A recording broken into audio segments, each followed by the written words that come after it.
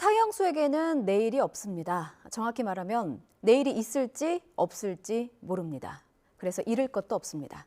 희망도 없고 두려운 것도 없으니 툭하면 교도관을 폭행하기도 하고 난동을 부리기도 했습니다.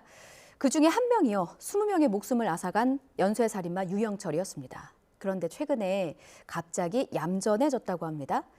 언제든 사형 집행이 가능하도록 시설을 다시 정비하라. 공교롭게도 한동훈 장관의 지시가 나온 이후입니다. 어느 날 아침에 갑자기 사형 집행 시설이 있는 서울구치소로 이감된 사형수들, 그들은 지금 무슨 생각을 하고 있을까요?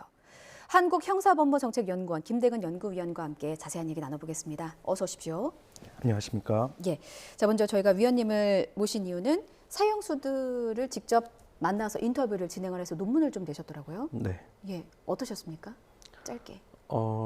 일단 사형수들에 대한 현재 상황들을 파악하고 이해를 통해서 또 여러 가지 형벌에 대한 대안을 모색할 수 있기 때문에 예. 그런 연구를 수행했었습니다. 2019년이요.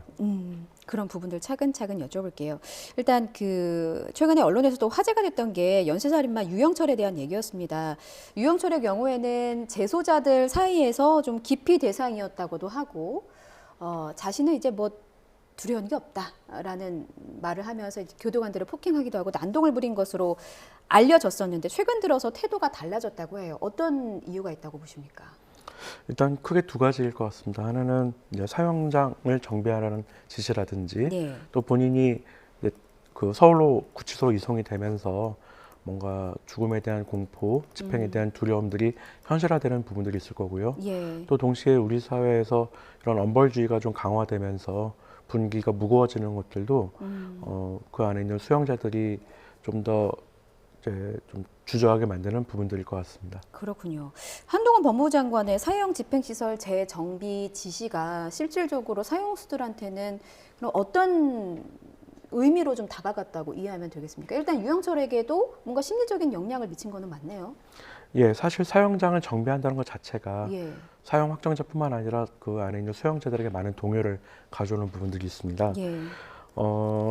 일단 법적인 의미를 생각해 본다면 원칙적으로 사형수들은 이제 법적으로 사형 확정자를 부릅니다만 그 사람들은 사형장이 있는 곳에 있어야 되는데요. 예. 현재 우리나라에 사형장이 있는 곳이 서울구치소와 부산구치소 그리고 대전교도소에 있고요. 예. 광주의 경우는 교도소가 이전하면서 사형장을 짓지 않았고 또 어제였죠. 대구교도소가 이전을 하면서 예. 또 역시 사형장을 짓지 않았다고 들었습니다.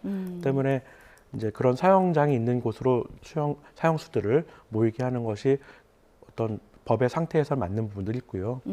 이제 그럼에도 불구하고 사실은 이제 사형을 직접적으로 하려면 법에는 법무부 장관의 명령이 있어야 된다고 있지만 예. 대통령의 지시가 있어야 된다라는 것이 이제 더 이제 중요한 부분들인데요.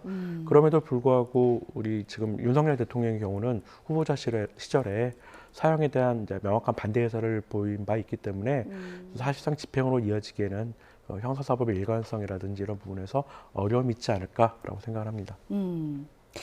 현재 사형이 집행되지 않은 채 교도소에 수감되어 있는 사형수는 모두 59명입니다. 맞습니다. 각각의 다 흉악 범죄들이지만 어떤 범죄를 저지른 사람들인지를 좀 설명을 해주신다면요. 일단 그 법무부에 있는 교도소에는 55명이 이제 수용되어 있고요. 예. 또 이제 군 교도소에는 4명이 수용되어 있습니다. 그 법무부에서 이제 수용되어 있는 그 사형 확정자들의 경우는 과거에는 사실 정치범에 대한 인혁당 사건처럼 예. 사형이 빈번했던 때도 있었지만 문민화된 이후부터는 강력범죄, 특히 살인범죄자에 대한 이제 사형이 이제 이루어지고 있는 편인데요. 예. 그 55명 중에 54명은 이제 고의해한 살인범이지만 한 명의 경우는 과실에 의한 방화치사범이어서 물론 인명피해가 많았습니다만 이제 그런 경우라서 정리하자면 이제 대개는 살인범 그리고 대개는 고의범 정도로 정리할 수 있을 것 같습니다. 예. 이 사형수들을 위원님께서 직접 만나셨어요. 그러니까 59명 법무부에 있는 그중에 55명을 다는 만난 것은 아니고 33명의 네, 사형수들을 인터뷰를 했습니다. 직접 대면을 해보셨을 텐데 궁금하더라고요. 일단 첫 인상은 어땠습니까? 일단 뭐 저 개인적으로도 어렸을 때부터 뉴스에서 보아온 사람들이고 예. 그래서 더 많은 이제 관심을 갖고 만나기도 했었는데요. 일단 사형 구금된 상태에서 오래된 상태의 분들이 많았기 때문에 예. 되게 나이 들고 또 좀 여러 가지 취약한 사람들이 많았었고요. 사실 많은 사람들이 어떤 부분들을 좀 특징적으로 보느냐 질문을 많이 받는데 예. 이제 크게 세 가지. 첫째는 모든 사람들의 삶과 범죄가 너무나 다양하고 복잡해서 사람 한 명 한 명이 마치 백과사전과 같았다는 얘기를 저는 하고요. 예. 두 번째로는 아까 말씀드린 것처럼 구금된 시간이 상대적으로 굉장히 깁니다. 예. 그러다 보니까 여러 가지 이제 뭐 나이도 들어가고 고령화되고 또 이제 병에도 걸리는 그런 부분들이 굉장히 좀 나약한 인간의 모습들을 많이 볼 부분들이 있었는데요. 예.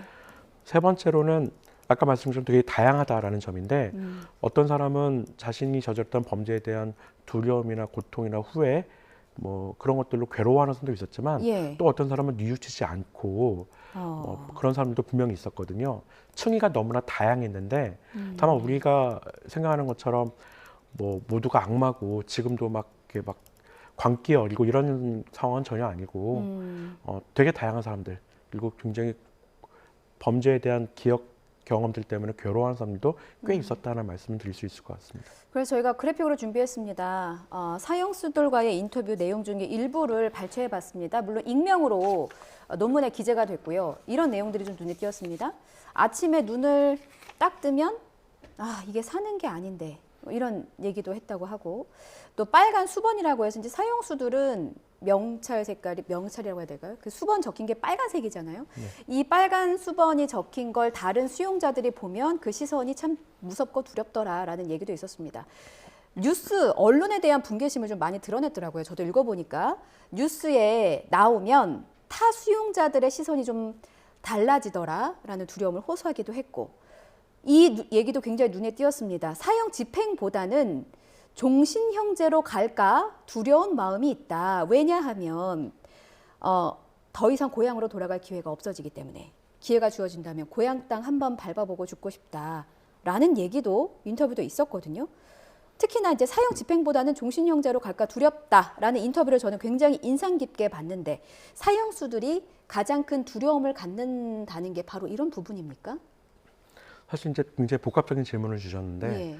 사형이 빈번하게 집행되던 당시에는 삶을 기약할 수가 없는 거잖아요. 예. 때문에 그 안에서의 어떤 생활을 하더라도 사실 그 뭐 제재를 받지 않거나 하는 부분이 있어서 교정 관리 어려움이 있을 수 있었습니다. 근데 예. 이제 우리가 97년 마지막 집행 이후로 사형 집행하지 않기 때문에 지금 이제 지금까지 삶에 대한 기대나 뭔가 목표들을 세우는 경우들이 꽤 있고요. 예. 다만 이제 오래 구금되다 보니까 단절된 것에 대한 고통과 두려움, 또 여러 가지 변화들, 특히 자신의 부모님들과의 관계가 이제 멀어지고 돌아가시고 하는 부분들에 대한 걱정도 있었고요. 예. 그 안에서 제일 걱정하는 부분들은 자신이 남겨둔 가족에 대한 연민이나 뭐 두려움들도 있고요. 또 한편으로 말씀하신 것처럼 여론에 자신의 사건이 회자되는 거에 대한 약간의 그 꽤 큰 강박과 스트레스도 분명 있고 예. 심지어는 자신이 저질렀던 범죄와 같은 사안들이 뉴스에 보도될 때 겸연쩍어하거나 민망해하는 부분들도 분명히 확인할 수 있었습니다. 근데 가장 큰 두려움이라고 하면은 현재 살고 있는 상황에서는 뭐 당연히 이제 집행에 대한 두려움이 제일 클 것이고요. 아무리 우리가 뭐 사형 폐지에 대한 모라토리엄의 결의를 두어 차례 했을지라도 여전히 가능성들, 특히 지금 같은 상황에서는 두려울 수밖에 없는 부분들이 있고요. 그밖에 뭐 아까 말씀드린 가족에 대한 관계라든지. 예. 근데 좀 강조하고 싶은 것은 범행 당시에 이 사람들이 갖고 있는 가장 큰 두려움에 대해서 좀 먼저 더 말씀드릴 필요가 있는데요. 범행 당시의 두려움이요? 네, 맞습니다. 이들이 범행 당시에 두려움을 가지기도 했었던 겁니까? 물론이죠. 이제 뭐 연쇄살인범이라든지 또는 격정적으로 범죄를 저지르는 사람들의 경우 다 사형이라는 게 있다는 걸 알지 않습니까? 예. 근데 막상 사형을 염두에 두거나 사형에 대한 두려움을 갖지는 않는 것 같습니다. 심지어는 일부 사람들은 뭐 술이나 마약을 한 상태에서 범행을 하기도 하기 때문에 예. 형벌에 대한 두려움을 갖는다기보다는 가장 큰 두려움은 잡힐까 봐. 체포에 대한 두려움을 제일 많이 갖고 있어요. 예. 그래서 사실 뒤에 말씀드릴 기회가 있겠습니다만 범죄자들이 형벌에 대한 두려움 때문에 범죄를 안 저지르거나 하는 것은 아니고요. 예. 중요한 것은 범죄를 저지르면 반드시 잡히고 처벌이 된다라는 것들을 보여주는 게 범죄 예방에선 보다 중요한 것이다라고 말씀드릴 수 있습니다. 그러면 지금 사형제 실효성에 대한 논란이 있잖아요. 네. 그 전문가들 사이에서도 여러 의견들이 있는데 실질적으로 사형수도를 인터뷰해 본 결과 사형이라는 형벌에 대한 두려움보다 체포가 돼서 교도소 안에서 자신이 수감돼야 하고 자신이 치른 죗값에 대해서 어떤 시간을 보내는 거에 대한 두려움이 더 크다는 말씀이신 건가요? 그렇게 된다면 만약에 그런 의견을 답한 사형수들이 많다면 사형제라는 제도가 유지가 돼야 되는가에 대한 의문도 좀 있을 것 같습니다. 왜냐하면 지금 종신형제 얘기도 나오고 있기 때문에. 아주 중요한 질문을 해주셨고 예. 실제로 작년에 헌법재판소가 공개 변론을 했을 때도 예. 이 부분이 헌법재판관들 가장 큰 관심이었습니다. 과연 효과성이 있는가? 여기서 우리가 간과해서는 안 되는 게 뭐냐면 공권력, 형벌권이 작동이 돼서 체포되고 처벌된다라는 두려움을 다 갖고 있는 것이고요. 예. 이제 사람의 목숨을 빼앗을 만큼의 무거운 형벌을 가할 만큼의 비례적인 효과가 있느냐가 관건이 되는데 예. 정답은 거기에 대한 효과를 검증할 수 없다가 정답이지만요. 왜냐하면 수많은 변수들이 있기 때문에 사형만 놓고 범죄 예방이나 억제 여부를 판단하는 것은 불가능하게 가깝거든요. 예. 다만 일부 연구에서 가능성도 있을 수도 있다라는 연구도 있지만 되게 많은 논문에서는 그건 불가능하다는 게 이제 정설적이다 할 수 있고 다만 더 신중히 생각을 해보면 예컨대 사형이 우리가 유지되고 있지만 또는 집행하지 않고 있지만 예. 그로 인해서 범죄가 늘었거나 줄었다라는 유의미한 통계를 찾을 수가 없고요. 제가 말씀드린 것처럼 수많은 범죄자들이 범행 당시에 사형을 고려한 것도 아닐 거고요. 사형이 전면적으로 폐지된 유럽의 경우는 강력 범죄가 줄어들고 있다는 점. 우리나라도 사실상 사형을 집행하지 않고 있기 때문에 폐지국이라 불리기도 합니다만 예. 10년 전에 비교해서 살인 범죄, 아까 대부분 사형수는 살인 범죄라고 말씀드렸잖아요. 살인 범죄는 60% 정도로 줄어들었습니다. 예. 이런 점을 생각해 본다면 사형이 갖고 있는 효과성은 사실상 없다. 정확하게는 그 사람의 목숨을 빼앗으면서까지 갖는 무거운 형벌로서의 효과는 없다라고 이제 말씀드릴 수 있을 것 같습니다. 그럼 반대로요. 폐지된 국가 말고 유지가 되고 있는 국가들이 있지 않습니까? 맞습니다. 일본의 경우도 그렇고 중국도 그렇고 미국도 그렇고 전혀 연관성이 없다고 볼 수 있는 겁니까? 범죄율과? 일단 사형이라는 것이 빈번하게 집행되는 나라들이 전 세계적으로는 절반 정도가 사형 유지하고 있죠. 미국의 경우도 연방과 주마다 다른데요. 기본적으로 사형을 많이 집행한 나라는 일단 우리가 중국을 들 수 있습니다. 중국은 강력 범죄가 어떨까요? 굉장히 많습니다. 예. 인구가 많으니까 그런 게 아니냐라고 말할 수도 있겠지만 인구 10만 명당의 비율도 중국은 강력 범죄가 높습니다. 또 사형을 많이 집행한 나라는 짐작은 북한일 수도 있는데 통계를 확인할 수는 없고요. 예. 미국도 마찬가지로 엄벌주의, 특히 사형을 많이 집행하는 것으로도 널리 알려져 있지만 미국도 강력 범죄는 굉장히 많은 것으로 알려져 있죠. 예. 반면 사형이 없거나 또는 유기징역의 상한을 두는 유기징역으로 상한을 최고형을 두는 나라들, 예를 노르웨이 같은 경우는 최고형 21년이거든요. 예. 그런 나라들은 강력 범죄가 오히려 적습니다. 물론 사형의 유무로 강력범죄 유무를 판단할 수 없다는 것은 다시 한번 확인할 수 있는 부분이지만 사형이 집행되고 유지되기 때문에 범죄가 줄어든다는 것은 전혀 근거를 찾을 수가 없습니다.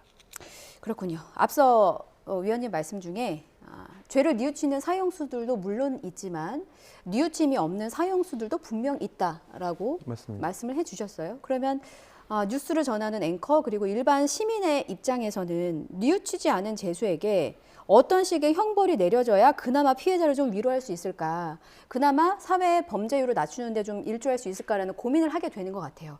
아까 그 서울구치소 그 사형수들 그래픽 다시 한번 주실래요? 지금 유영철과 정영구 대구 교도소에 있다가 서울구치소로 이감이 됐고 강호순을 비롯해서 많은 사형수들이 지금 서울구치소에 모여 있단 말입니다.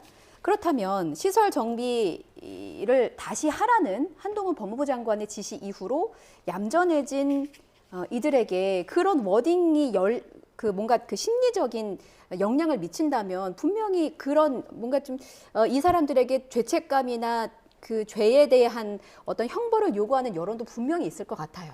자, 그러면 끝으로요. 국민들의 법 감정을 고려하면서 사형제에 대한 적절한 대안을 제시하신다면 굉장히 어려운 부분이긴 합니다만 어떤 정도로 좀 생각하고 계시는지 의견을 나눠주시면 감사하겠습니다. 일단 국민의 법 감정은 늘 가변적이지만 예. 통상 사형을 지지하는 여론들이 더 높습니다. 그런데 예컨대 유럽의 경우도 전면적으로 사형을 폐지했습니다만 사형에 대한 지지 여론들이 더 높은 부분들이 많았습니다. 예. 네, 그럼에도 불구하고 전격적으로 사형 폐지를 하기에 이르렀기도 했고요. 우리나라의 경우도 2019년의 여론조사를 보면은 사형에 대해서 만약 대체 형벌이 있다면 사형을 폐지할 수 있겠는가에 대해서 70% 가까이 사형을 폐지할 수 있겠다는 여론도 있었습니다. 예. 대개 사형이라는 에 대한 여론은 이제 강력범죄 즈음에서 법감정을 파악하기 위한 수단으로 많이 사용되기 때문에 좀 더 그런 상황에서 격양된 여론들이 나올 수 있는 부분들이 있어요. 이제 그런 말씀 드릴 수 있을 것 같고요. 두 번째로는 만약 사형에 관한 문제가 뭐 어떤 인간의 생명 또는 인권, 자유와 권리에 관한 본질적인 내용과 관이 있다면 이 부분들을 여론과 같은 다수결에 의해서 판단하는 것이 맞을지에 대한 고민도 있습니다. 우리가 인권 문제나 자유의 권리 본질적인 내용들은 다수결로 판단할 수 있는 건 아니잖아요. 예. 그런 부분들은 또 법의 객관적인 이성이나 제도화된 이성을 통해서 파악할 부분들이 있을 것 같고요. 그래서 이제 사형이 갖고 있는 여러 가지 문제점, 장점보다는 문제점이 더 많다라고 할 수 있고 점차 전 세계적으로나 우리나라에서도 사형에 대한 폐지 여론들이 좀 더 많아지는 건 사실이에요. 물론 다수가 지지를 하고 있습니다만 예.